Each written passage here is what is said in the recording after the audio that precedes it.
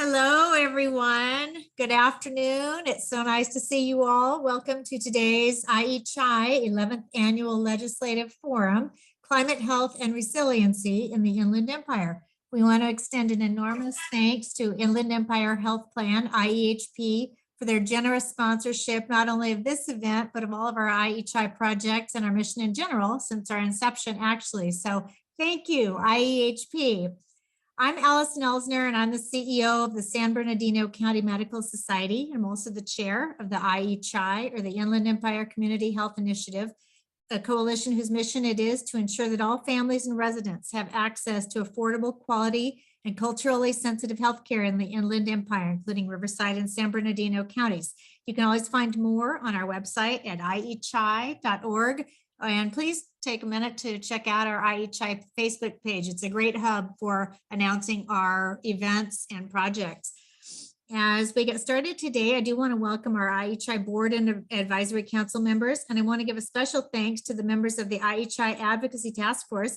Right now, I'd like to introduce the chair of the Advocacy Task Force, Dr. Danielle Kilkenstein, Dr. PH, who serves as the Executive Director for Government Relations, Inland SoCal United Way, and Inland SoCal 211. And Dr. Danielle and her team are responsible for the planning and coordination of this annual legislative forum. So Dr. Kilkenstein, I'll turn it over to you for a moment. Thank you so much, and it is a pleasure to be here with everyone. I wanted to first thank you, Allison Elsner, and the entire San Bernardino County Medical Society team, as well as Victoria Stephan and Tiffany Law for all of your leadership with the IECHI. Also, thank you again to our generous sponsor of IEHP. We're very grateful for you. In addition, I wanted to recognize and thank the Advocacy Task Force members for all of their efforts and contributions. Our members include Heidi Galicia from Borrego, Allison Elsner from San Bernardino County Medical Society, Cindy Sanchez from Community Health Association, Alejandro Barajas from Blue Shield, Kevin Mahaney representing IEHP, and Miss Alex Bravo representing Molina. And the focus of our task force is to provide education on children and families' health issues and needs to our communities and our policymakers to support the overall mission of the IECHI. So again, thank you for your participation today, and I will turn it back over to Allison. Well, gosh, thank you so much. That was very nice. And we want to also extend that thanks back to you, Dr. Danielle. We appreciate your leadership, and you also serve as a very dedicated board member to the IECHI. So you do a lot to advance our mission here. Thanks for shouting out to Victoria and Tiffany, with whom this work would not take place.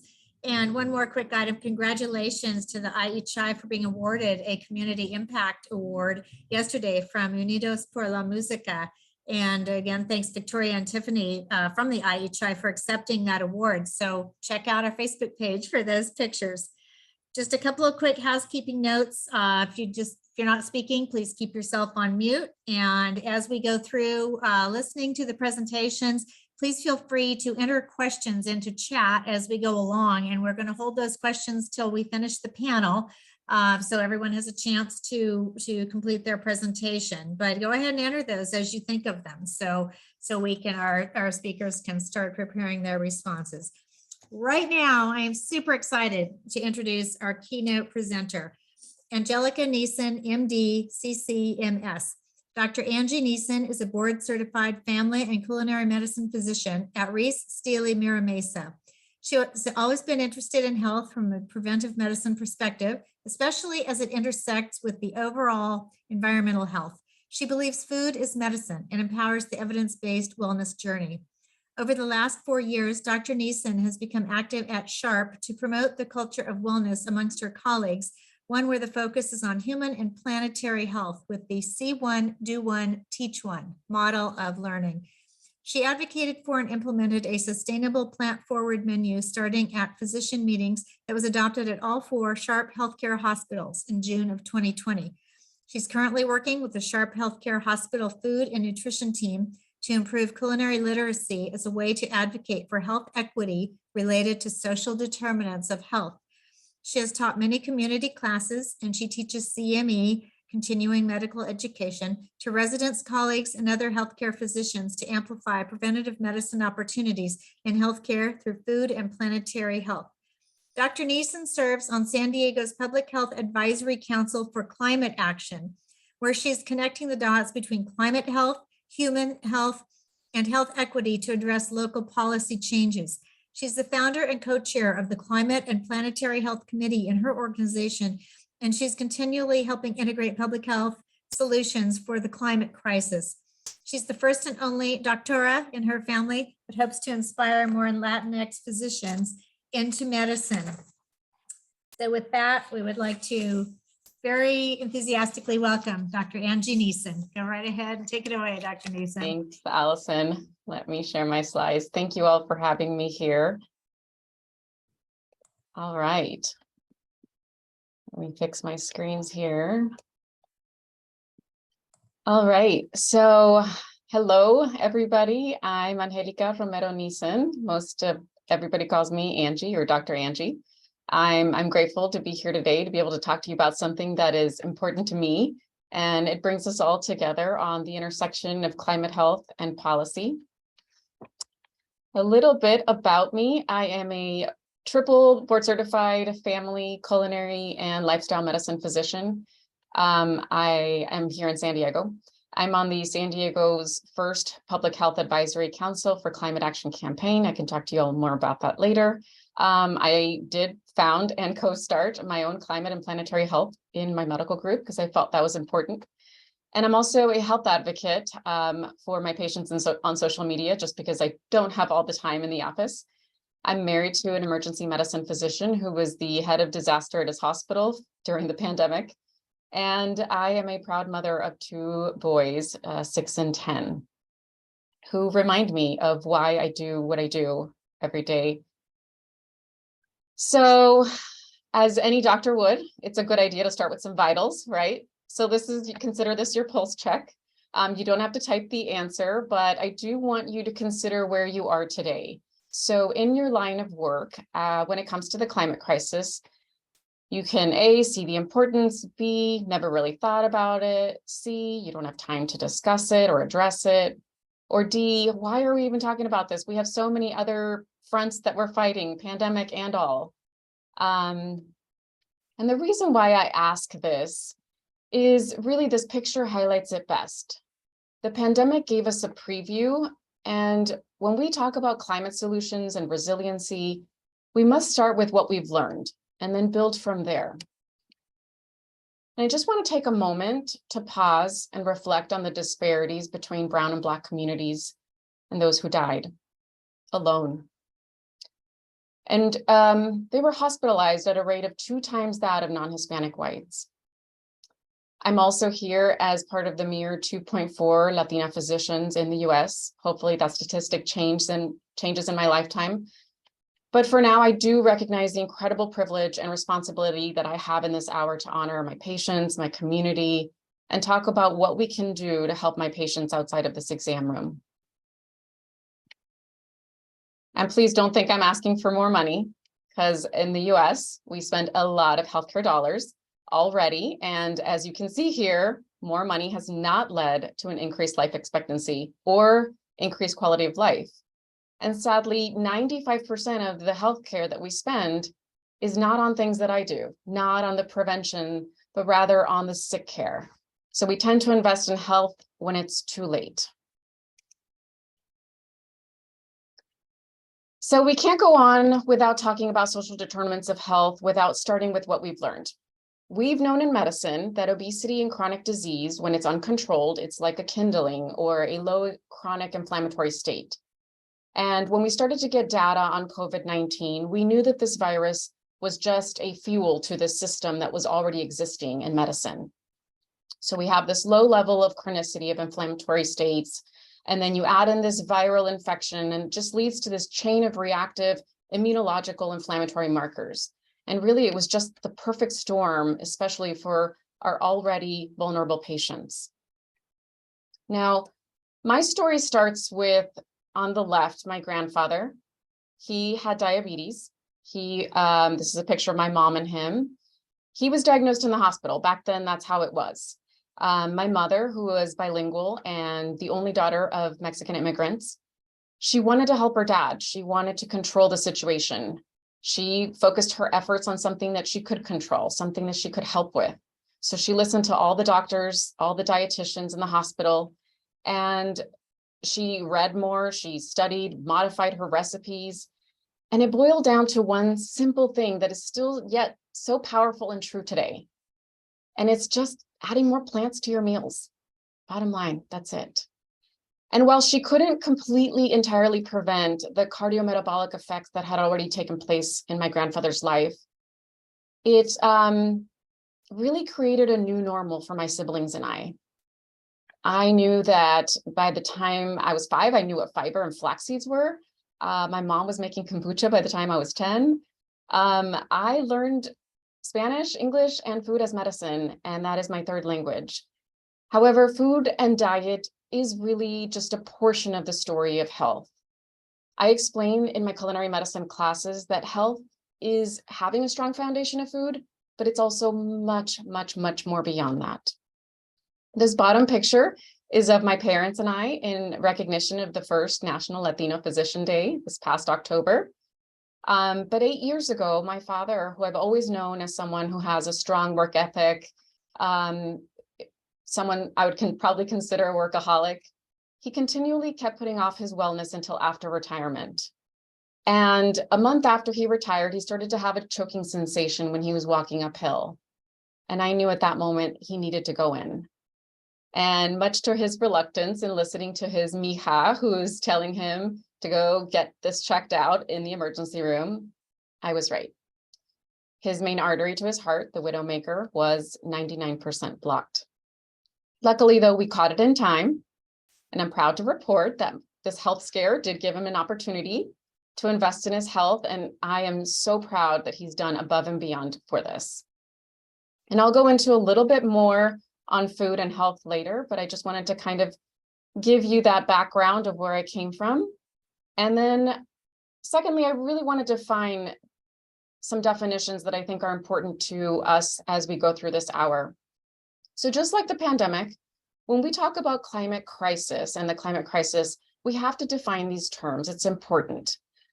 When I talk about vulnerability in my populations and my patients, it doesn't mean weakness. And when it comes to mitigation, adaptation, resiliency, we really can't move on until we discuss environmental justice. Equity gives everyone what they need to succeed so they are able to mitigate, adapt, and be resilient.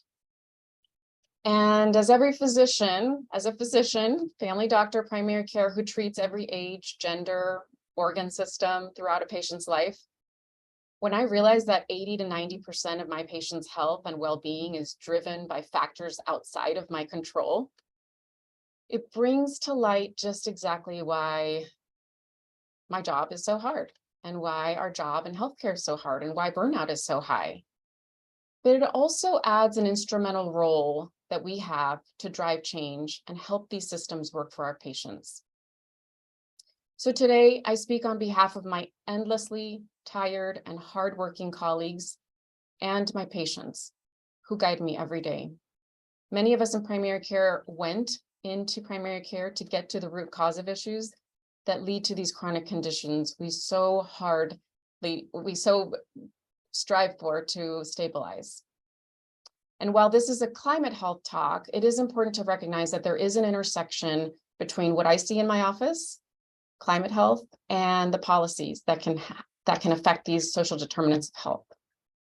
Because as you can see here, if we don't have clean air, access to good food, walkable safe spaces, how am I as a physician going to emphasize the health behaviors that can stabilize a chronic condition?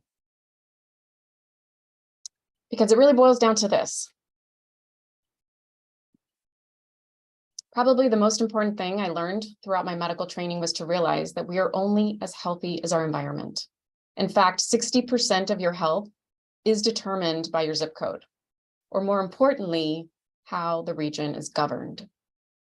And for those of you who want to dive deep a little bit more, there's a great documentary called Cooked: Survival by Zip Code. It was released in 2018. It's under an hour. It's available on YouTube.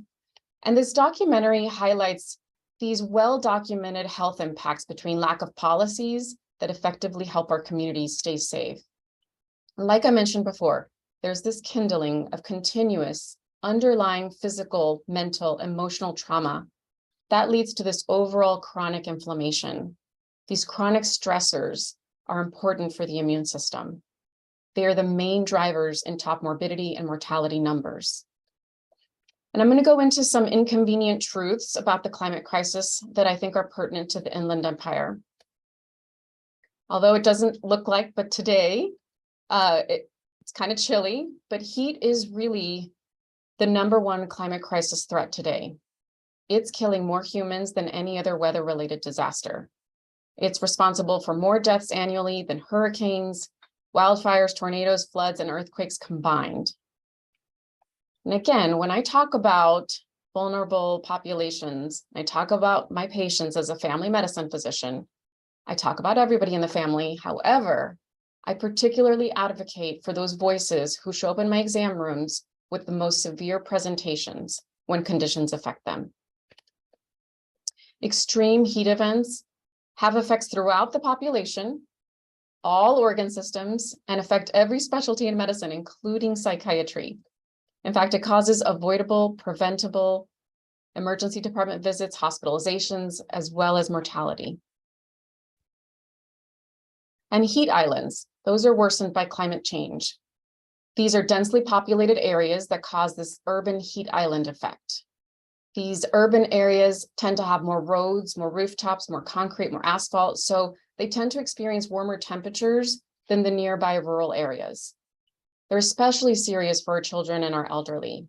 So on average, these heat islands are about 5 to 7 degrees warmer during the day, but then they can increase to as much as 22 degrees at night. And because most of these neighborhoods have fewer trees and plants that would normally typically provide shade, they also don't have the trees to absorb the pollutant gases. And so these trees are really like air filters that make the air around us easier to breathe. It's also important to recognize that when a climate disaster does occur, these communities often lack the resources and are more likely to suffer and not recover from climate disasters such as drought, wildfires, or flooding. And this was evident to me when I was living in Houston and volunteering after Hurricane Katrina hit. Most of the families I saw, they never made it back home. In July 1995, a heat wave in Chicago was responsible for more than 700 heat-related deaths. And in a recent study, it highlighted a sobering truth. Heat-related deaths are about 200 times higher in Black individuals compared to non-Hispanic whites. During this July of 1995, there was refrigerated trucks bringing bodies to the medical examiner's office in Cook County. Ironically, this picture appears vaguely similar to some that we've seen during the pandemic. There were county-wide mass burials for unclaimed bodies at cemeteries. In fact, a whole book was written about it, about this heat wave, and the author looked at the history, the politics, migration patterns, and found that combined with public policies, this led to physical and social despair. So let me orient you to a particular area that is of great interest with the greatest disparities. The circled areas are North and South Lawndale. The shaded gray areas throughout this map of Chicago are communities with the highest heat-related mortality rates and highest proportion of elderly persons living alone. North Lawndale is predominantly Black, and where elderly were stranded among abandoned lots and storefronts. Residents were fearful to leave their home because there was some street violence during this heat wave. So they would nail down their windows. South Lawndale, though, is actually known as Little Village, La Villita. Both of these areas are equal in terms of high individual and family poverty. So the author asked why the Black community, just right north of it, had higher heat-related deaths than the neighboring Latino community of South Lawndale. These are some pictures of Little Village. This is where my extended family grew up. The famous 26th Street is known as the second magnificent mile. It has a bustling commercial strip that provides more tax revenue for the city of Chicago than any other place outside of the Magnificent Mile. The city population has a local informal economy. They have cultural, religious activities, and that just brings the street life and social life more interactive. And a lot of people talk about the Latino family values as the key to why this disparity, why there was such a disparity, but it actually goes beyond that. So let me introduce you to my tia Nena. This is my tia Elena's storefront. Below are my cousins. They lived in a little village. And when we talk about leaders in the community, I have to discuss people like my tia. She really knew the community, their hopes, their fears, their despairs. She was the corner store where you can get your milk, your bread, but also ask about immigration paperwork and even confide in your fear about domestic violence. It was these types of social interactions amongst a community that really encouraged social workers and church members to check on the vulnerable residents during that heat crisis of 1995. And when I called my cousin to see what he remembered, he was 15. He particularly remembered his neighbor, Josie. She didn't have any family. She lived alone, like many of the elderly in that community. And the kids on the block made sure that she was checked on often. And of course, that her birthday was celebrated every year. My cousin told me that during the heat wave, they made sure to bring fans, AC units, window AC units, and that over the years, they would actually deliver food and necessary items to those who didn't or couldn't access them. That was just part of the community. It created that safety, a sense of belonging. And those are the things that can improve health and those who live in it, despite the speeding hazards of climate change effects on them. So how does this information pertain to the Inland Empire? So while I was preparing for this talk, I took a look at the heat projections with days over 100 degrees. And in the next 15 to 20 years, there will be 8 times the amount of days over 100 degrees. And for our kids, it will be 16 times the amount we've historically seen. Well, what can we do about it? And it could be as simple as using reputable sources where they already developed tools. For those of you who want to use this, you can download it. It's free. It's a free climate resilience toolkit. It was published a few months ago from Harvard School of Public Health. I'd recommend getting it, modifying it, distributing it to all your clinics, your community centers, and attaching your local resources for this. They also have specifically for those with heat wave and a vulnerable condition for administrators, providers, and patients to look at. But it's not just heat that we should be taking a look at. This is a Healthy Places Index map. It shows us the areas in green that are the healthiest and the areas in blue, which are the least healthiest. As you can see, we do have some opportunities. This index takes into account many factors. I'm going to talk about a few today, such as the ozone. The American Lung Association has given grades to locations by measuring the ozone pollution. We call it, in lay terms, smog, something that we can see. And this gas, when we breathe it, it's like a sunburn to your respiratory tract. The ozone is made worse by heat. The most vulnerable are the children, people over 65, those with chronic diseases, and then those who work outside. Research shows that short-term, it can cause asthma, allergies, COPD exacerbations, increased hospitalizations, but long-term, it can cause premature death. However, ozone is easy to see. Particulate matter, which is also on the rise, has been known to cross airways. Particulate matter refers to these tiny particles in the air. They're just so small you can't see them. So they're about 2.5 microns. And just to kind of give you an idea, a human hair is 50 to 70 microns in diameter. And in 2015, the World Health Assembly recognized air pollution as a risk factor for non-communicable diseases. And last year, they were able to quantify that.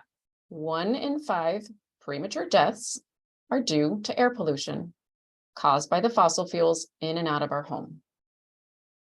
The great part is that it's reversible. So this is evidence from the first few months of pandemic lockdown. We can see that in 34 countries, we were able to reduce particulate matter by 31%.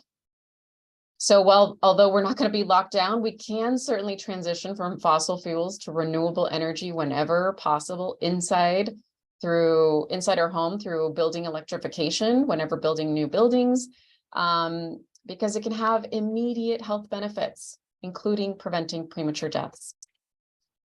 And I was listening to the news, and I'll give credit to those communities already leading the way. I was happy to see that Menifee is creating a community of 200 homes with its own microgrid and its own community power. So if the power grid goes out, they will be using their own renewable energy. And as a community together, they're reducing energy consumption by 40%. But what other opportunities do you have? Well, I took a look at the community needs assessment of 2022 for the Inland Empire. And as you can see, these vulnerable populations are similar to the ones I previously mentioned, my patients. And then they took a look at some focus areas and some key areas to focus on. Those are also similar to those affected by heat events. So when I looked it through, what were the communities saying? What were the focus groups saying? And I read that the public perception is that the community is not as healthy as it could be, and that there's this loss of sense of community. So let's ask ourselves, how do we build a resilient community when climate change is speeding up the hazards around us and the public perception feels this way? And it goes back to social connection. And I think our Surgeon General has said it best. Social connection is one of the most powerful and patriotic steps we can take to strengthen our communities. So how can public health and policy work strengthen our communities? And of course, my answer is always food, but good food.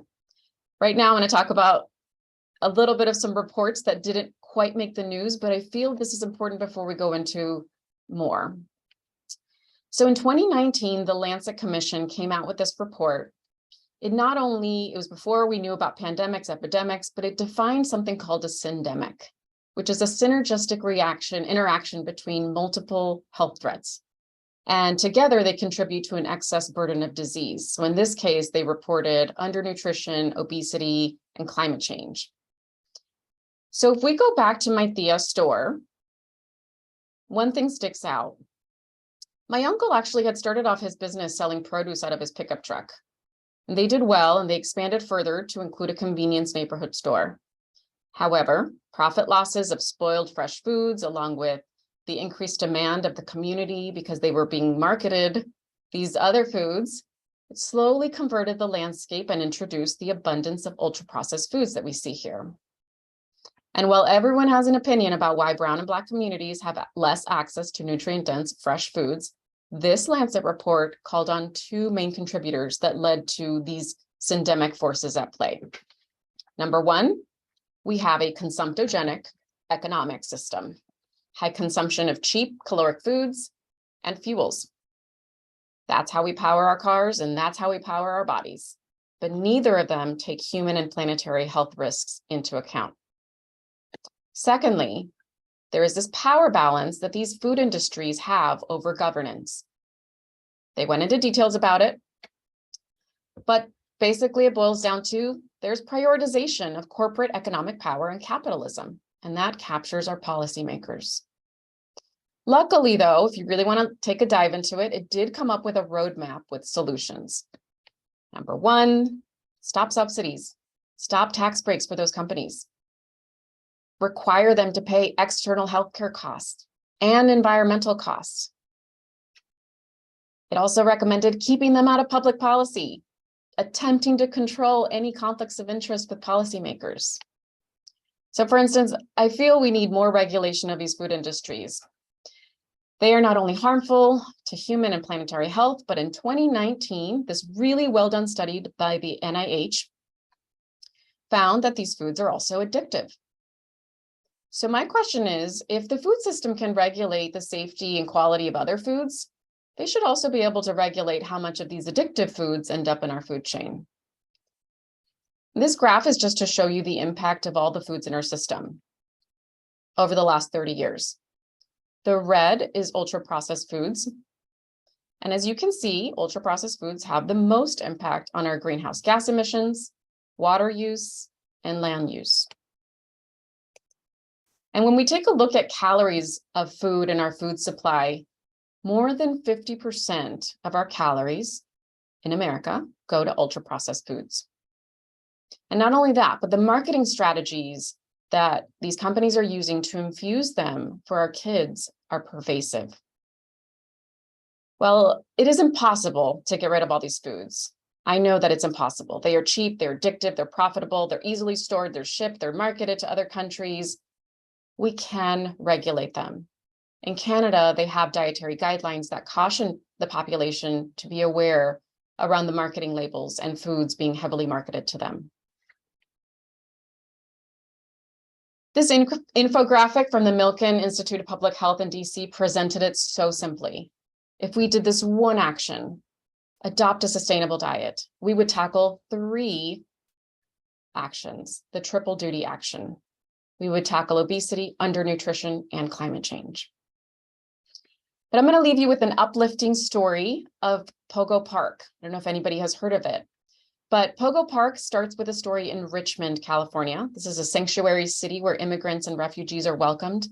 As Blacks and other immigrants came to Richmond to work in the Kaiser shipyards during World War II, they were forced to live in segregated housing, much in this orange iron triangle. By the 1950s, the shipyards had closed, and so Richmond's population, 36% of them were unemployed. Then the crack epidemic hit Richmond in the 80s, as did the spike in gun violence. The violence was also environmental. There was a Chevron refinery close by, and there was over 300 reported accidents of fires, spills, leaks, explosions. So hence why the life expectancy is 10 years less in this iron triangle compared to the surrounding Bay Area.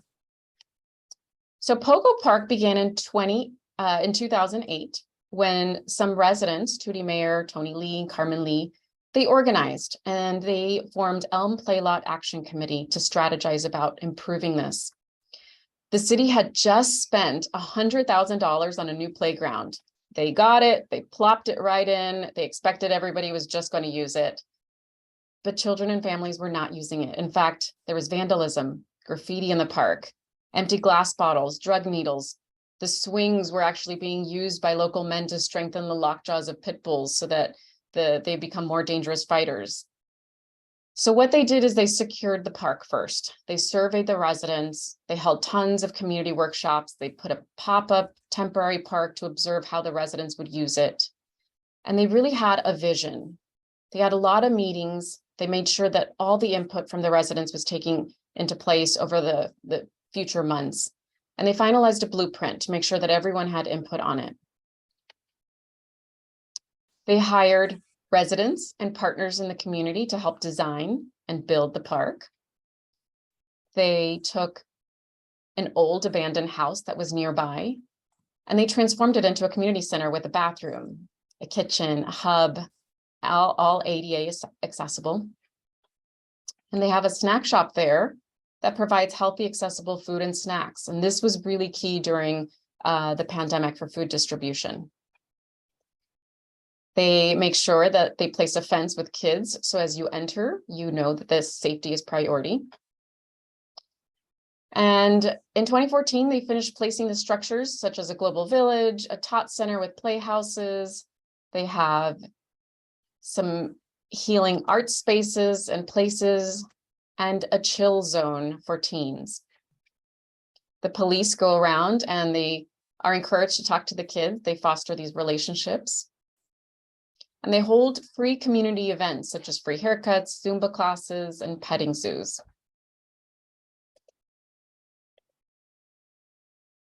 And they also made the easy choice, the healthy choice. This is what I always say. Healthcare goes to the community. They make healthcare accessible by providing free screenings to everyone. And then, of course, the community kitchen, a picture of food bringing everyone together. So public perception, what did 10 years of building this park do to the public perception in this iron triangle? Well, when residents were surveyed in 2009, 53% of them agreed that they felt unsafe walking around the neighborhood. And in 10 years, This decreased to 34%. What about trust? When they surveyed the residents about trust, the perception of trust increased from 62 to 88%. This is where residents felt that they could go to their neighbors for something. So a resilient community is possible. If our healthcare services can partner with community strategies led by effective policy, we can increase the well-being for individuals, families, and communities. This image is from the Preventative Institute, and I hope it can inspire you to create partnerships needed to lead your community in a healing-centered social approach. I just want to thank you for coming today and allowing me to share about what lens I view the world through. A planetary health one. It's the widest lens, but one that I believe has made me a better physician, community leader, mother, neighbor, and human being. I believe that if most of us took a pause and did this, we'd all help heal our planet together. Thank you. Wow. That was incredible, Dr. Neison. You really tied that all up. Thank you so much. Thank you. That was outstanding. I'm going to applaud. Thank you so much. Gosh, that was really powerful. So now we're going to continue the discussion, and I'm going to turn this back over to Dr. Danielle Kilkenstein, the chair of our advocacy task force. And Danielle, as I turn it over to you, I just want to let you know, we just got a note that Senator Ochoa Bogue is just about to log on. She's got a little bit hung up this morning in another event. But as we know, of course, we do have our wonderful supervisor, Manuel Perez, as well as Assembly Majority Leader Eloise Reyes. So Dr. Danielle, back over to you to handle that. Great. Thank you so much. And again, it is my privilege today to be here and introduce our legislative panelists for today. So first we have California State Assembly Majority Leader Gomez Reyes.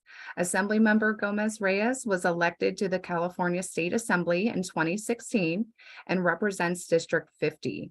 And that includes Fontana, Rancho Cucamonga, Colton, Loma Linda, Bloomington, Redlands, Ontario, San Bernardino, and Rialto.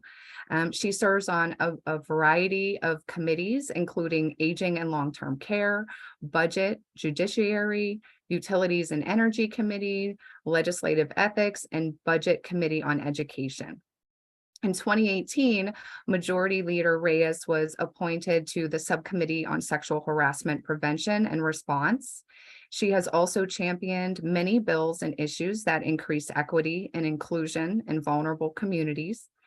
And in response to the COVID-19 pandemic, she introduced AB 685, which requires businesses to notify their employees if they've been exposed to COVID-19 and report that information to public health authorities. A proud daughter of immigrants, she has been a champion for her community throughout her career. She became the first Latina to open her own law firm in the Inland Empire. And she graduated from Colton High School and received her AA from San Bernardino Valley College. She received her Bachelor's of Science degree at the University of Southern California and went on to earn her law degree from Loyola Law School. In 2020, Assemblymember Reyes was appointed as Majority Leader of the California State Assembly, becoming the first Latina and only the fourth woman to hold the position. So welcome very much, Assemblymember Gomez Reyes. Thank you so much. Thank you for the invitation. Thank you for being here. And next, who I know is in the middle of joining us, we have California State Senator Ochoa Bogue. In 2020, Senator Ochoa Bogue was elected to represent California Senate District 23. This district includes all or portions of Banning, Beaumont, Big Bear City, Big Bear Lake, Cedar Glen, Mesa, Cherry Valley, Crestline, Homeland, Hemet, Highland, Lake Arrowhead, Loma Linda, Menifee, Mentone, Nuevo, Filan, Pinion Hills, Rancho Cucamonga, Redland, San Bernardino, San Jacinto, Wrightwood, and Yucaipa, another big service territory. So Senator Ochoa Bogue is a native Californian and the daughter of Mexican immigrants. She credits her family with teaching her personal responsibility, the value of an education and hard work, and that home ownership is the cornerstone of the American dream. She is a graduate of San Bernardino High School and the University of California, Santa Barbara. She has taught English language learners at the elementary school level and has been a proud realtor for 20 years. She serves on the Yucaipa-Calimesa Joint Unified School District Board and is a former board chairwoman and president of the Yucaipa Valley Chamber of Commerce, as well as a former board member of the East Valley Association of Realtors. The senator has been appointed vice chair of the Committee on Education, Housing, Human Services, and Public Safety. She is also a member of the committees on Budget and Fiscal Review, the Budget Subcommittee #1 on Education, Governmental Organization, Rules, Legislative Ethics, and Joint Committee on Rules. And throughout her career, Senator Ochoa Bogue has been a champion for stronger schools, lower taxes, better infrastructure, and more affordable home prices. She and her family and her Cocker Spaniel live in Yucaipa. So we welcome you, Senator Ochoa Bogue. And last but certainly not least, we have 4th District San Bernardino County Supervisor Perez. Mr. Perez was appointed. Riverside. I'm sorry. Sorry about that. Riverside. Mr. Perez was appointed by Governor Brown in 2017 to the Riverside County Board of Supervisors, representing the county's 4th district, and is the largest district by geography. So I am not going to include them all, but the district does include cities of Blythe, Cathedral City, Desert Hot Springs, Indian Wells, Coachella, Palm Springs, Indio, Rancho Mirage, and numerous other communities within Riverside County. He was subsequently elected to a 4-year term in 2018 and re-elected in 2022. Born and raised in the Coachella Valley, the son of immigrant farm workers, Supervisor Perez attended local public schools and graduated from the University of California at Riverside. He taught at a local middle school and went on to earn a Master of Education degree in Administration, Planning, and Social Policy from Harvard University. In 2008, Supervisor Perez was elected to the California State Assembly, representing Eastern Riverside County and Imperial County. And as a champion for Eastern Riverside County, he has had more than 60 pieces of legislation signed into law and has also become majority leader. After serving 3 terms in the state assembly, Supervisor Perez continued his public service with election to the Coachella City Council. And prior to his appointment to county supervisor, he was chief government and public affairs officer for Borrego Health. The supervisor has been a supporter of and a catalyst for the IECHI since its inception. He resides in the city of Coachella with his wife of 25 years, and they have 2 sons. So please join me in a big welcome to Supervisor Perez. Hi, everybody. Thank you. And again, thank you all so much for being here. We really appreciate it. And I know everyone is excited to jump into the conversation and hear from you. So I'm going to go ahead and jump in with the first question to our panelists is, what do you see as the most pressing challenges and also potential opportunities regarding climate change, health, and action in the inland region? And I'm wondering if Supervisor, you might be willing to start us off. Sure, no problem. First of all, let me just say thank you for the invitation, Allison, Danielle. Appreciate being back, Victoria. You know, the advocacy task force, I think, was a brainchild of all of us when I was there back in the day, working with you all. And I'm happy to see that it still continues. And it's awesome. It's important that this continues because there's a reciprocal engagement of learning through this type of process and advocacy as well. And I also just want to thank our good doctor here, Angelica Neison. That was a powerful presentation. I thought it was awesome. I hear you. It makes a lot of sense. Sometimes it's difficult as a policymaker to connect the dots between theory and action, but I'll tell you, you connected the dots for me today. And I think we're doing some good things, and we have a lot more to go. But I want to say thank you to you for that presentation. I thought that was really, really, really great. And so, I'm going to have to say, yeah, climate change is a big deal. Climate disasters are a big deal in my area. Sometimes we have these crazy windstorms or these mad rains that blow down electric poles, for example. And then people don't have access to electricity or to their medical devices in their homes. And communities of Mecca, Thermal, Oasis, North Shore especially. And then because of these storms that we have and these windstorms, then you have a bunch of dust in the air. And that goes back to the PM10 particles that have an impact on our communities. And as a result of that dust, and it also has an impact for the communities that surround the Salton Sea area. The largest lake, if you will, although drying up in the state of California, and that's because of decreased inflow of water. And as the shoreline recedes, it exposes sediments in which float into the air as a result of that wind. So, there's been times in the past, just to give you an example, where I've tried to drive to Imperial County, or even for that matter, I'm just driving to Banning or Beaumont and passing on a 10 freeway, Palm Springs and Desert Hot Springs. There are times when I can't even see 5 to 10 feet in front of me while I'm driving that vehicle. We have to drive very, very slow in order to get to where we're going because of how much dust is in the air and breathing that air, which ultimately causes respiratory illnesses, right? Allergies, asthma attacks, things of that nature. So, I would suggest that we have to continue to create policy to make change when we talk about climate, when we talk about the Salton Sea, when we talk about natural disasters that exist, working with partners like IID, Salvador Water District, Desert Healthcare District, the Inland Empire CHI, all of you, one way or another, promotoras.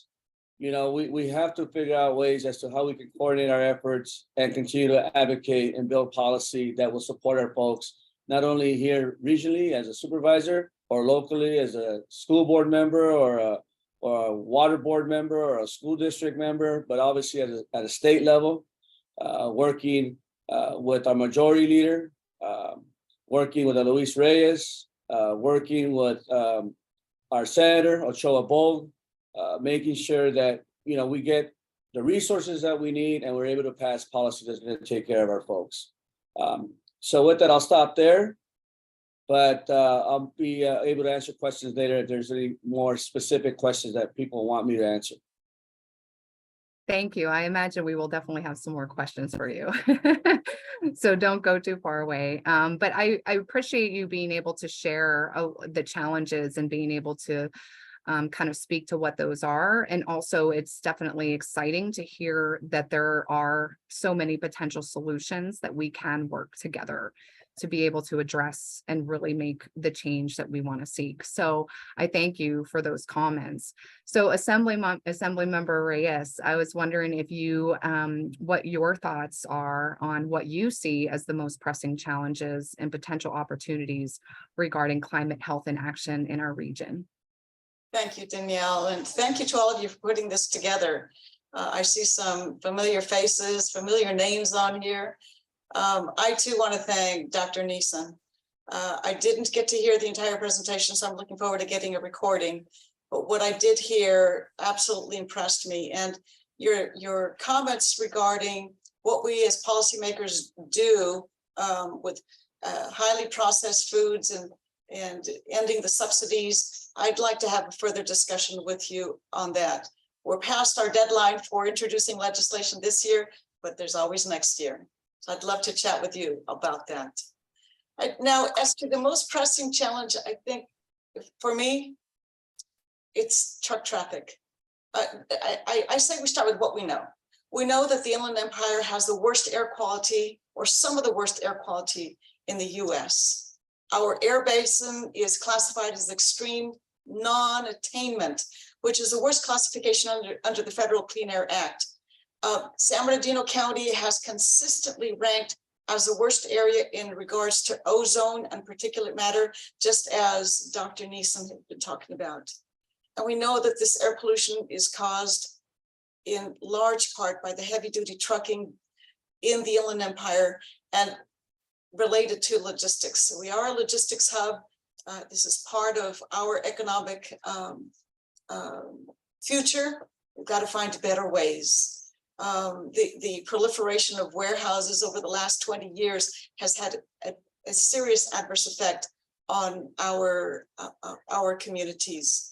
But when we think about challenges, we have to recognize that challenges are also opportunities. It just means it's an opportunity that we haven't resolved this yet. We haven't found the right solution.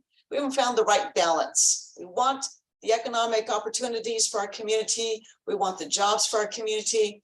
We also want to be able to protect our communities. I see the proliferation of these warehouses as the most pressing challenge, specifically here in the Inland Empire. But with that, again, are the opportunities to discuss sustainable land use development practices, shifting our economic priorities into the green tech sector, finding commonality with those who we may see as barriers to progress. In the end, it has to do with finding that balance. Many of these warehouses are being built next to our Black and Latino communities, our communities of immigrants, our poorest communities, and we've got to find ways to protect them so that they spend less time with their asthma and having to have that dealt with, less time with parents taking time off from work. These are all things that they all have solutions, but we've got to work together to find those solutions. But that is what I see as the greatest concern. Thank you for that, Assembly Member. And I do want to point out that Senator Ochoa Bogue is unfortunately unable to join us today, so she extends her apologies for that. So we will definitely be having this conversation with the Assembly Member and the Supervisor moving forward. But Assemblywoman Reyes, you were really kind of touching on and almost segueing into our second question, talking about some of the issues that we have with equity in our region. So maybe, I don't know if you wanted to start or if you had a few additional comments that you might wanted to share with us about your specific concerns regarding equity in our communities in relation to climate health and how some populations are more impacted than others. I know you talked about brown and Black folks with the pollution, but didn't know if you had any other kind of important items that come to the top of mind. I do. I will share with you that oftentimes when people talk about the IE, everybody thinks it's the Inland Empire. I always remind people that the reason we're the IE is because we're all about inclusion and equity. So if we are about inclusion and equity, then we really have to talk about equity. And you're right, the big issue has to do with equity on where warehouses are sited. It isn't that any of us are against warehouses. We need the warehouses. We need a place to store the items that are being shipped in from our ports, but it's where they are sited. And if we don't have a plan that protects all communities equally, then we have a problem. We have to be able to incorporate and respect all of our communities. And so what we're finding is that especially the very large warehouses, these facilities are being sited next to schools, next to homes, next to parks. And these are exactly where our vulnerable populations, like children and the elderly, this is where they're living. This is where they're spending their time. And it's harming folks who are, for our children, they're in the early stages of development.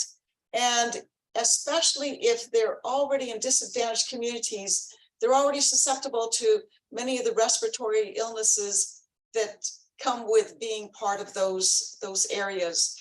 But it also is very harmful to those in later stages with our seniors. When we set up these warehouses, and again, it's not the warehouse itself, it's the diesel trucks coming in and out. I have to applaud Riverside County. They stopped such a development that was coming in to right next to the nursing home facilities. And a lot of this is anecdotal for many of us. We say, oh, they're building it in the poor areas where the immigrants live.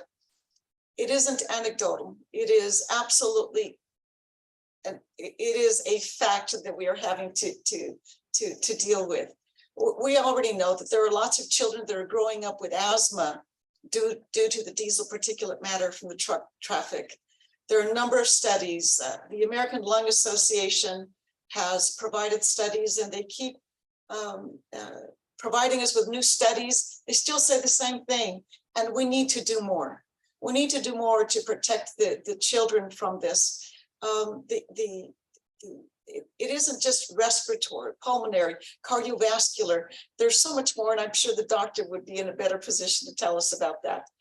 And it's concerning, no matter how we deal with the issue. It is absolutely concerning because we're talking about communities, the low-income communities, communities of color.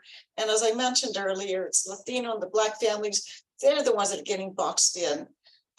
Many of them are primarily Spanish speaking. So when notices go out saying we're going to put a new warehouse next to you, if it's not done in language, or if the hearings aren't provided to them at a time when they can come in and provide their input, it's as if they're not included. We have to find ways to not displace our communities. We're also finding that some of these areas that are zoned residential are being rezoned to industrial to allow for the warehouses. In Sacramento, we talk about this big concern, and here locally also, there's such a big concern over the state's housing market and the fact that we don't have enough homes. Well, if we're having these areas that are zoned residential that are now being zoned industrial to allow for a big box, we're losing opportunities to increase our housing, green spaces. This is what our community needs, not big boxes next to those sensitive receptors like the homes, the schools, the parks, the childcare centers, the nursing homes, hospitals. Those sorts of areas need to have more space between them and the trucks that are coming in and out of the communities. That is a big equity issue and one that needs to be addressed.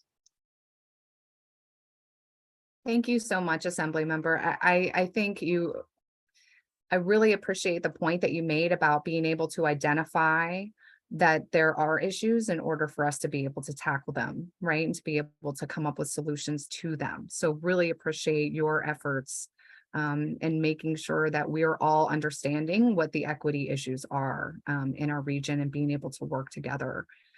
So I appreciate that response. And Supervisor Perez, what might be some of your concerns regarding equity among our communities in relation to climate health?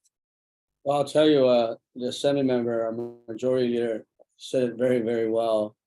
Maybe I can add a few things, but bottom line, there is an unequal burden at the end of the day of our disadvantaged communities, of folks of color, our environmental justice communities when it comes to air pollution and climate impacts. That is for sure. And so, I actually have the opportunity to sit on a few air quality management districts. Interesting enough, I sit on 3 of them.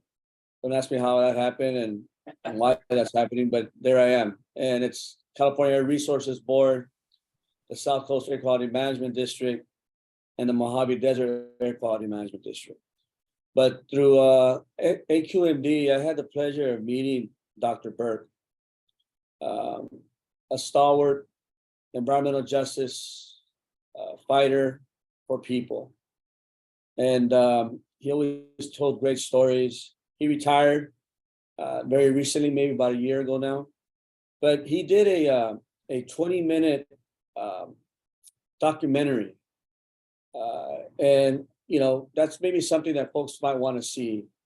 It's called The Right to Breathe. And you can find that on the AQMD website. You can probably YouTube it and find it there as well. And Dr. Willenberg says that environmental justice, we have to take care of the people who don't have the power. We have to represent them in halls they are sometimes not represented in. We have to be a great champion. We have to be courageous. And so I just want to ask folks, if you have a chance, take a look at that video, the documentary, because I think it'll be something that'll move you.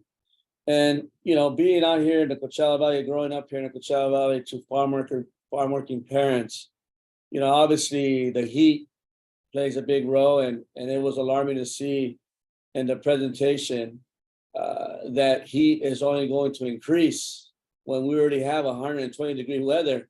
Now we're going to have it for more days as opposed to maybe a few days out of the week. That's alarming and scary if you think about it. And as well for our farm workers that have to work in the fields. They're the ones that are breathing in the pesticides. Unfortunately, they live in poverty. Many times don't have access to clean drinking water, don't have access to transportation, don't have access to good health care. And so those are the types of things that we need to work on as policymakers. And you're absolutely right. The goods movement, warehouses, it's humongous. As a matter of fact, I read somewhere that some sort of news report stated that close to 40% of the nation's consumer goods travel through the Inland Empire. And so that is alarming, right? It passes our communities. Those heavy trucks, those diesel trucks are coming through our communities, and ultimately we're breathing that air. Now, as a member of South Coast Air Quality Management District, I was very proud to support the adoption of a warehouse. It's called a Warehouse Indirect Source Rule 2305. That's just a long title there. But this rule requires warehouses greater than 100,000 square feet to directly reduce nitrogen oxide and diesel particulate matter emissions in nearby communities by 10 to 15%. Can we do more? Yeah, we can do more, but that takes time, and that takes a culture shift. And that also causes us to think about the cost benefits and think about the economy and think about, jobs, and as well, families and people over profit. I mean, those are all the things that we have to consider, but that is a good start. And that took years to get the board to finally move in that direction, right? And so, I also think that it's important that we think about parks and green spaces, and we do what we can to build those parks and green spaces, that we deal with the food deserts that do exist, and support organizations like Find Food Bank, so that they're able to provide food to folks whenever we do have these natural disasters that exist out here. I love the idea of microgrids. That's awesome. And when we build out housing, especially affordable housing, that we have a place for folks in which you have community centers, you have a senior center, you have a childcare center, you have a healthcare center, you have promotoras working out of there, and potentially have microgrids. So those are the type of policies that I'm looking at to try to institutionalize throughout the county of Riverside as a supervisor, as well as a commissioner or a board member for these air districts. Thank you so much, Supervisor. There's just thank you for elevating and identifying the issues, and then also your leadership on them. I like how you talked about, kind of again segueing into our next question, kind of your role on some of those air quality boards, and some of the other efforts that you have yourself involved in with your leadership. So I'm wondering, Supervisor Perez, if we just might want to start with you on this one too. With regard to climate health, how are the various levels of governments working together to address these issues and affect change in our region? So I know you talked a little bit about some of the other kind of air quality boards and things that you're doing, but kind of your kind of bird's eye view into the levels of government, how do you see the various levels working together? Yeah, that's a great question. I mean, it's always about trying to connect dots and trying to have that vision and see beyond the trees. Sometimes it can get difficult. It's about trying to coordinate and work with other entities. Like, for example, there's certain jurisdictions that we have as a supervisor. There's certain jurisdictions that we have as a board member for AQMD. There's certain jurisdictions that a water district board member will have. You have departments like the Office of Pesticide Regulation, in which, for example, we need to work with through our AB 617 communities when they're talking about how we can reduce pesticides or how we deal with pesticides. That doesn't come from AQMD. That comes from the Office of Pesticide Regulation.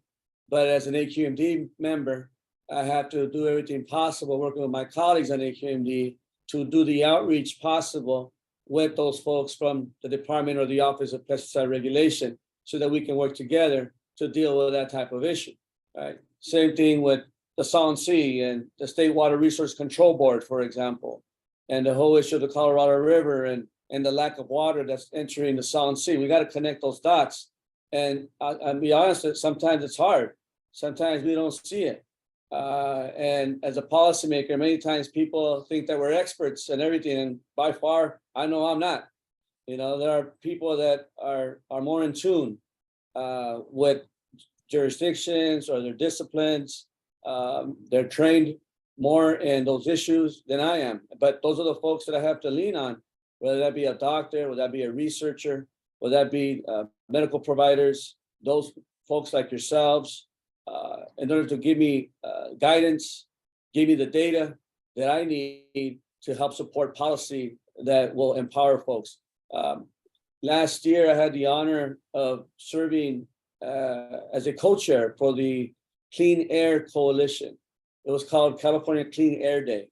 And I think I served that with Michelle Decker, who happens to be the president and CEO of the Inland Empire Community Foundation. And you know, it was on October 5th, 2022, in which we called to action Clean Air Day. And that's when we asked people to, you know, throughout our counties, cities, to think about resolutions, proclamations, as to how they're going to do a better job, or at least for one day, how you're going to improve the air quality issues that surround you. And so people talked about conserving energy. People talked about not idling in their vehicles. People talked about, you know, walking or biking to work or to school as opposed to using a vehicle. People talked about even going vegan for a day. I thought that was interesting, but people talked about that. And that goes back to the doctor's message about food, right? More vegetables. And so, you know, as I mentioned as well earlier, the right to breathe. That's an important documentary to educate our folks, a very simple way to educate our folks as to what they can do to improve air quality issues and improve air around their surroundings. So those are just a few examples. Thank you so much for your leadership on this. And as you pointed out, you know, it definitely takes collaboration and multiple, like all hands on deck, you know, essentially, to be able to make the change that we want to see, and improve outcomes, particularly related to our community's health. So we really appreciate your efforts and working with the various levels of government and having your finger on that pulse. And what do you mean you don't know everything? But Assemblywoman, who also knows everything, just wanted to also thank you. I know that you've done some legislation for reducing, you know, kind of the pollution and things like that related to the warehouses. But I was wondering if you had any kind of thoughts or how, you know, kind of your bird's eye view into how the various levels of government might be working together to address some of these climate issues in our region specifically. Thank you for the question. Supervisor Perez, if he doesn't know everything, he knows everybody. So because he has been at all levels of government, he's able to call on any of us. And I always appreciate teaming up with him on issues that affect the Inland Empire. Because what affects Riverside County is going to affect San Bernardino County as well. So I've always appreciated the partnership that I've had with him. You know, sometimes we go beyond just government.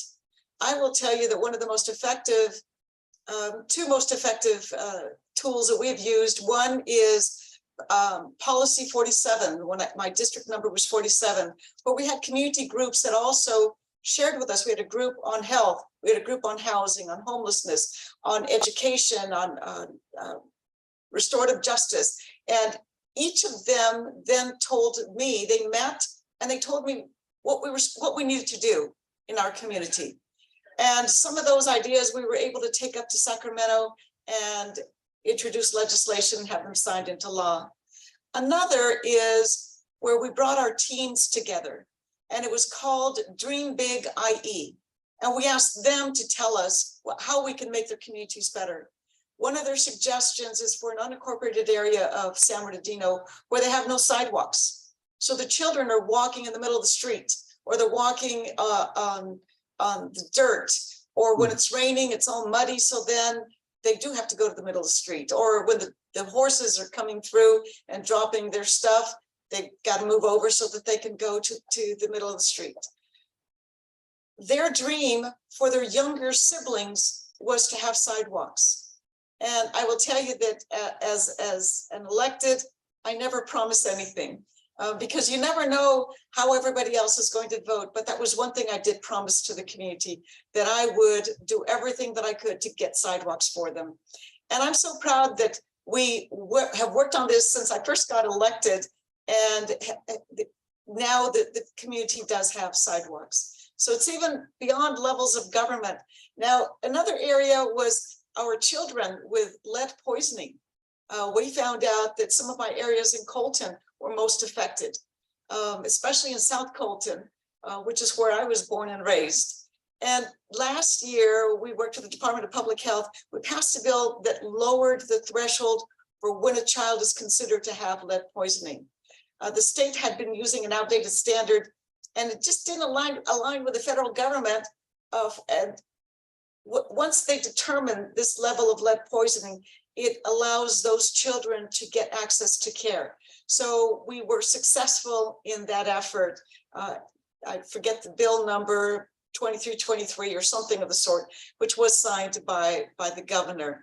I've done a number of bills regarding to lead poisoning, specifically because the community has asked for it.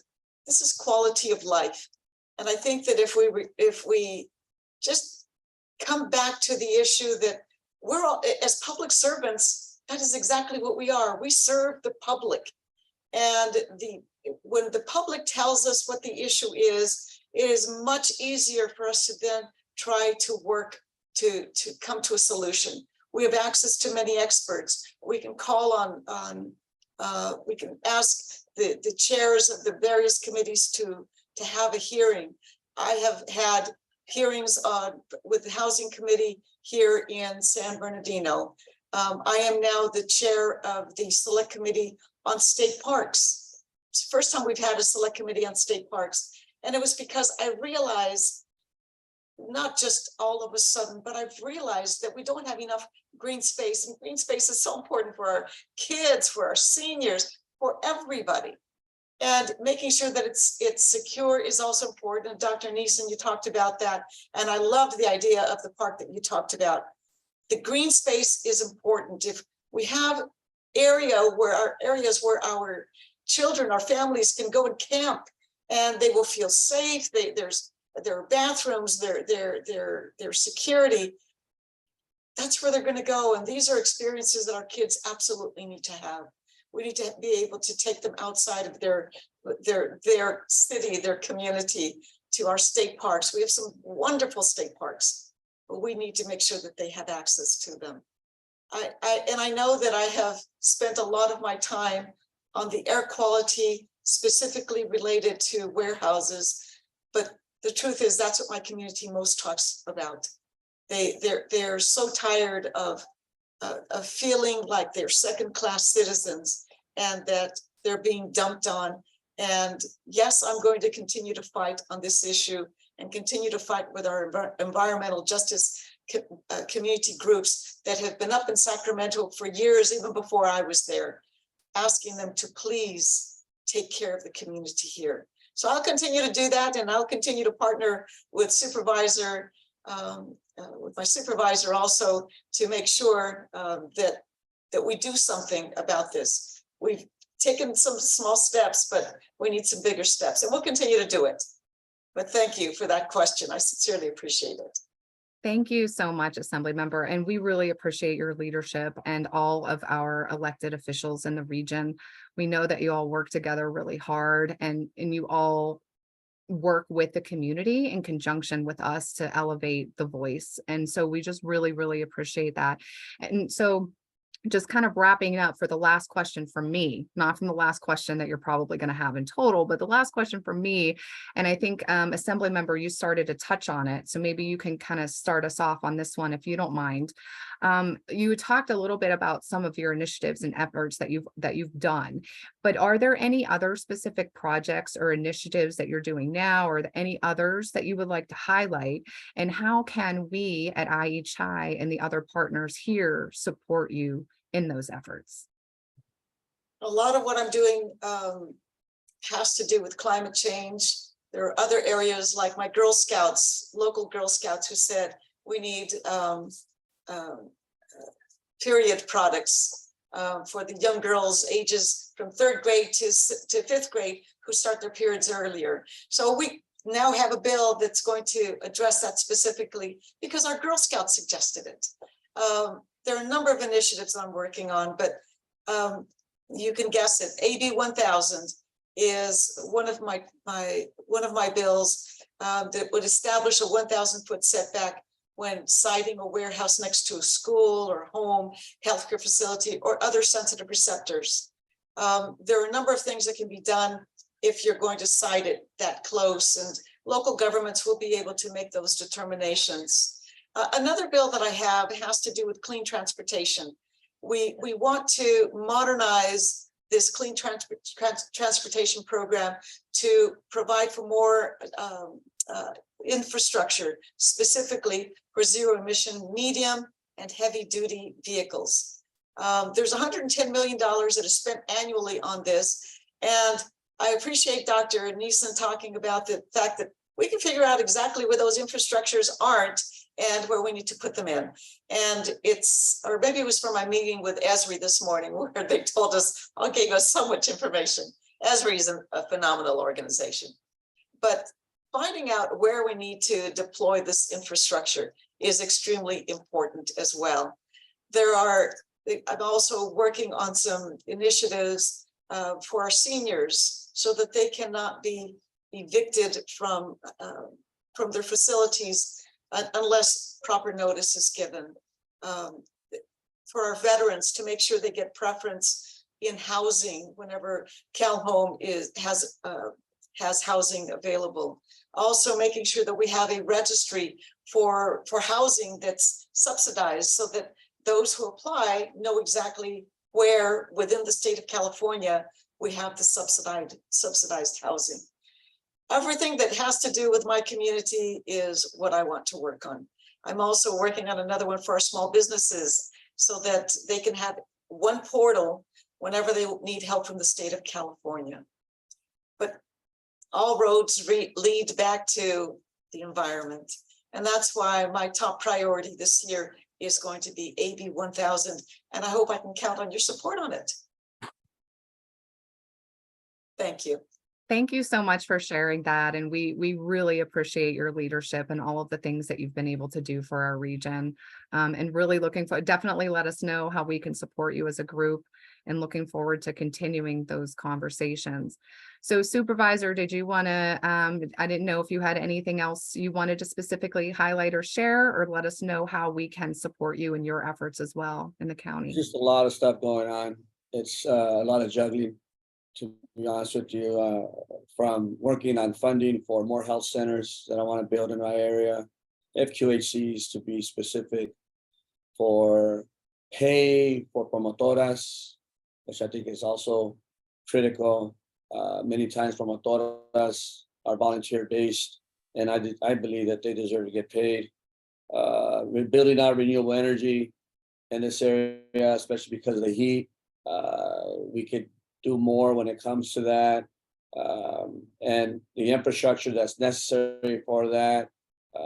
The electric vehicle infrastructure is critical right now as well. You know, it doesn't exist as like it needs to be. To be honest with you, I got stuck already in Banning once, and I found a location to electrify my vehicle, and it wasn't even working. So not only do we need the infrastructure, we need infrastructure that actually works, right? From using my ARPA money that I received as a supervisor, $50 million for infrastructure needs within the Eastern Coachella Valley, within my 4th district. And that's used, for example, to pave roads, to settle that dust, right? Things like that. The Sound Sea ongoing issue, CV rail, trying to get rail to come this way. That way we don't have as many vehicles on the freeway system. The list goes on and on and on and on. But, you know, if it's at all possible, you know, whenever we can work together, by all means, I think we should. I don't have a specific initiative that I say is my priority. There's just so many issues coming at me at once that we just try to tackle them as they come. And that's the honest truth. Well, thank you for all of your efforts. We know there's a lot of things happening, and there needs to be, you know, like you're an octopi, you have so many different arms having to handle so many different things at once. We really appreciate your leadership, and definitely continue to think of us as a group of supporters and partners for you all in your efforts for our region. So we really appreciate your time here today.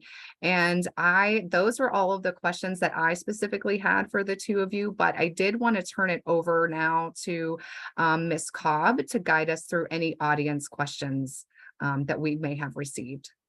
I'm sure we have a few comments and a few questions. So let me go ahead and okay, we have a comment from Victoria Stephan. It's Supervisor Perez was the catalyst for the start of the IECHI Legislative Forum while serving on the IECHI Advocacy Task Force and BD 11 years ago. Yeah. And thank you for your leadership, Supervisor. Thank you. And then we have one from Diane Fox. Thank you, Leader Reyes, for discussing balanced land use policies. In the discussion of logistics as the economic driver, what is often not discussed is what we are losing as a result of our choice to invest so heavily in only one industry. The loss of land and neighborhoods is going to have a long-term consequence. And then another comment that goes with that is from a report from the Redford Conservancy at Pfizer College regarding the conversation of land to industrial use. And then there's a screenshot. If you guys want to go ahead and take a look, should I go ahead and read that, Allison, or? I think that's okay. I think folks can Okay. look if they want. We can jump into the questions. Yeah. Perfect. And then we have a question from Allison. It's a question for Dr. Neison. I have recently made the transition to plant-based eating. What do you suggest we can all or each do individually to change things, as it seems like an overwhelming hurdle with so much of our society, restaurants, etc., adamant about consuming heavy meat products? I understand we can continue to support policymakers who are aware of these intersections between climate health and plant-based eating, and we can make changes in our own lives and practices, but the system seems too entrenched. Thank you so much for asking a food question. I'm a culinary medicine physician, and this is what I do. I tell patients every day, you are meant to fail. You are meant to fail, because if you try anything and you go out into the environment, there are going to be labels and everyone telling you what to do, how to eat, but it boils down to 8 words. Eat real food, not too much, mostly plants. That's it. So when I talk about just incorporating more fruits and vegetables, trying with your next meal, just one meal. I know that we all have our personal sphere. So we're all here right now talking about population, but within our own spheres, it can grow. So for instance, when I teach classes and I talk to patients, I know that that's one sphere. My medical group, we had a physician meeting of 700 doctors. I changed what we ate there to be more sustainable. Then the hospital system got a hold of it and was like, can you help us change the patient menu?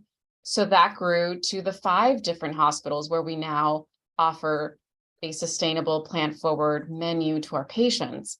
So as you can see, when you start strong with your sphere and you just grow, you do have influence over that. So that all goes back to the economics, supply and demand. You are voting every single time you go into the grocery store. Every time you consume or order something, you are voting. So take that into account. You are more powerful over these food industries. Thank you. I Very needed good. to hear that. Thank you very much. And then we have another question from Victoria. What can IECHI and their partners do to assist in identifying and finding solutions to the major climate-related issues in the IE? Hold regular regional community forums, hold educational forums, assist in the development of bills, or Or all of the above. All of the above. Yes. All of the above. I will tell you that for me, if you have any suggestions, any policy ideas, on the call today are 2 of my staff members at the district, Ivana Wright, and from Sacramento, Brandon Garcia. My staff is available. If you have an idea and you're just thinking about it, you're not really sure, please let us know. Now we'll be reaching out to Dr. Neison because she had some great suggestions on some policy. Yeah, if I can just add, Dr. Neison, once again, that was an awesome presentation. And one of the things that I'm trying to figure out here and talking to our emergency management directors and efforts, the question that you posed, how do we make our communities climate change or climate change resilient? Yeah. And there's a lot in that one question. And so I still have quite a bit to learn on that front. And you did provide some information from the Harvard School of Public Health, I believe. I'll take a look at that toolkit you mentioned.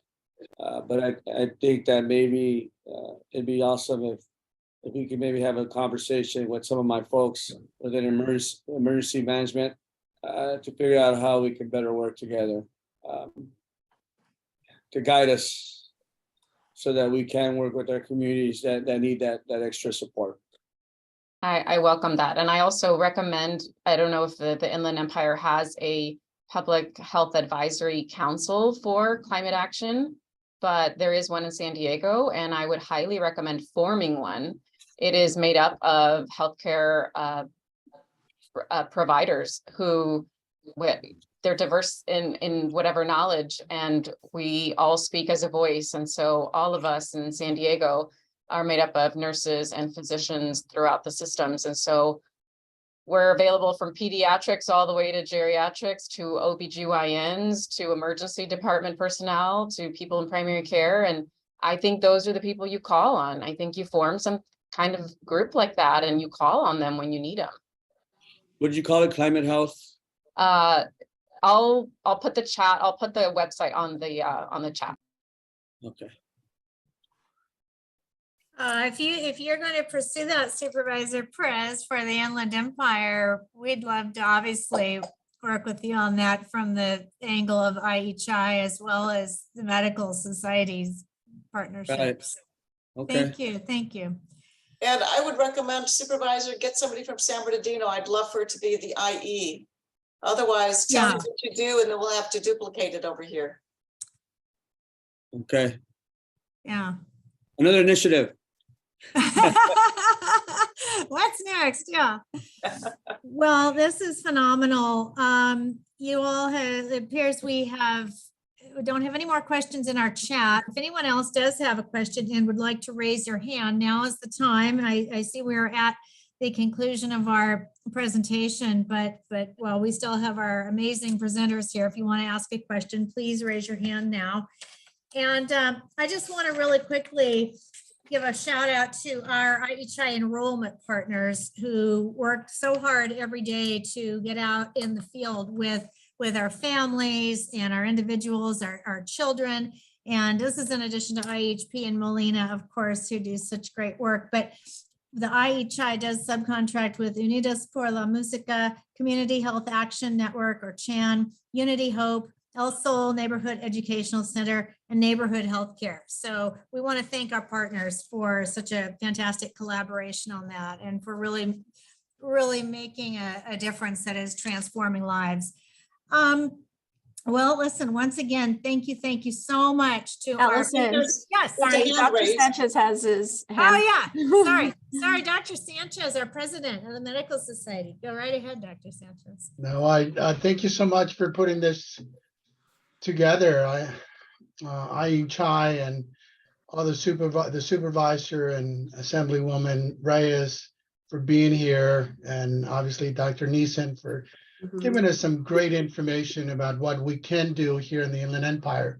But we are already doing some things here. I love the idea of developing a task force within the IE to really focus on climate change. I've been working with our public health officers here in San Bernardino County to begin this process of developing a work group that we can address climate change. Also know that the San Bernardino County Medical Society, the Riverside County Medical Society, we're all very excited to work with you on developing policy and really getting the physicians involved, because there is a big push within our medical societies with the California Medical Association to really put climate change and the climate crisis in the forefront. And it's impacting us greatly here in the Inland Empire, as Assemblywoman Reyes has been doing. And so please feel free to reach out to us. We're working together. We want to partner with you. I love all the partnerships that are being developed from the grassroots levels, and we want to be part of that. So again, thank you so much for putting this together, and we're looking forward to working with you. Thank you for all you've done in the advancement of climate health and awareness, Dr. Sanchez. You've been a real leader statewide, so it's much appreciated. All right, well, thank you again so much to our phenomenal presenters, Dr. Angie Neison, Assembly Majority Leader Eloise Reyes, and Supervisor Manuel Perez. And we missed State Senator Ochoa Bogue, but she's pledged to join us next time as soon as she can. So stay tuned for our next upcoming IECHI events. We'll be having a quarterly health education forum coming up probably in a few weeks. We will announce that date on our Facebook page. And thank you everyone for all your tremendous work and partnership on this today and for all you're doing. Have a wonderful weekend. Goodbye, everyone.